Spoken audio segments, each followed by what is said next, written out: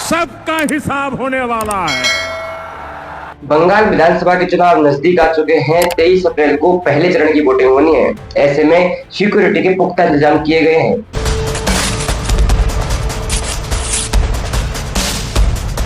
देश की तमाम बड़ी बड़ी पार्टियां बीजेपी, कांग्रेस, टीएमसी, एआईएमआईएम सभी मैदान में और सभी अपनी ओर से पूरा पुरजोर कोशिश कर रही है चुनाव जीतने के लिए। लेकिन असली टक्कर बीजेपी और टीएमसी की होने वाली है।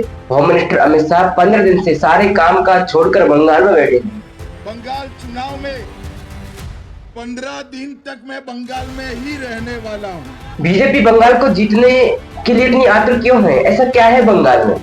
उधर ममता बनर्जी 15 साल सत्ता पर काबिज है, उन्हें कोई हिला नहीं पाया है। और एसआईआर के मामले में, ईडी सीबीआई के मामले में लगातार सरकार को, केंद्र सरकार को घेरती हुई नजर आ रही है।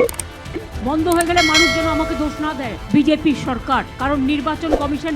बंगाल की लड़ाई हिंदू मुस्लिम की लड़ाई तो है ही, साथ में एक विचारधारा की लड़ाई है जिसमें ममता बनर्जी 15 साल सत्ता पर काबिज है। तो वहां की जनता, बंगाल की जनता ममता बनर्जी से खुश है या आहत है, ये तो खैर चुनाव का नतीजा ही बताएगा। लेकिन नरेंद्र मोदी और बीजेपी ने एसआईआर को, घुसपैठ को, अत्याचार को, हिंसा को बंगाल चुनाव का सबसे बड़ा मुद्दा बनाया है। आज मैं बंगाल की जनता को भरोसा देता हूं, आज मैं बंगाल की जनता को गारंटी देता हूं।